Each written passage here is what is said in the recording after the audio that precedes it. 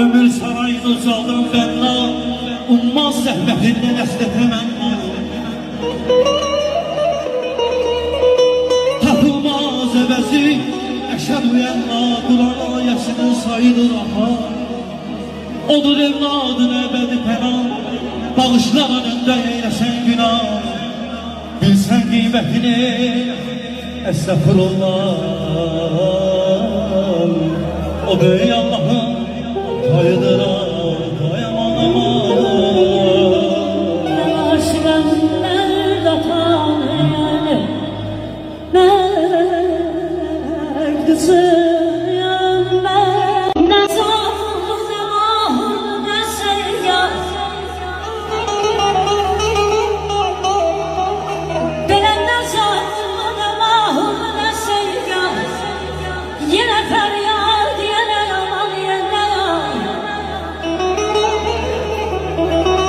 Ne hasrettir ne miskindir o Allah. Baktığıma tanıyım nasıl düşüm, kömrüme yolamın laylasıdır.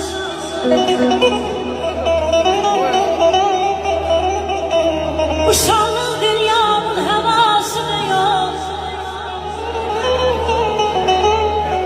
Amele sanmaz derdimin devası diyor. Hazreti Fatıma duası diyor. Gülür isteyenler anası düşüp körmayenler anamın aylasıdır. Əzim ana yeri, görməyin ay dostlar bir bəna yeri. Min təbib olmaq gəlsin, verməyəcək bir qocana yeri. Əzim bu məclisimizdə, ay nabi biz həsabıq bu məclisimizdə. Günah günlər olsun, arzular çok ömürə. Ben olmayan da bir yer, arzular çok ömürə. Ben olmayan da bir yer, okuyanda nəğməni, hatırlaya sana beni. Okuyanda nəğməni, hatırlaya sana beni.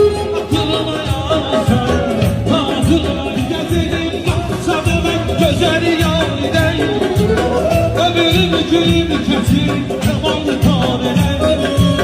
Birden o bakır nereleri güzaline, eyleyir bir suvar oluyor başlarına. Gülesən dünyaya göçkeli bir insan, gülesən dünyaya göçkeli bir insan.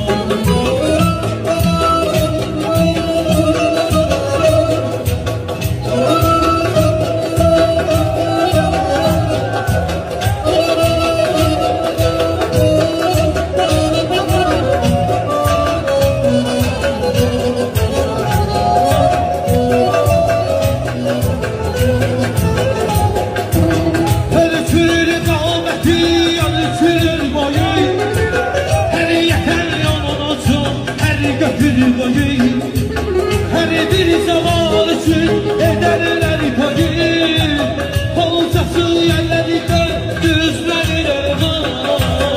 Gülesən dünyaya döşkeli bir insan, gülesən dünyaya döşkeli bir insan.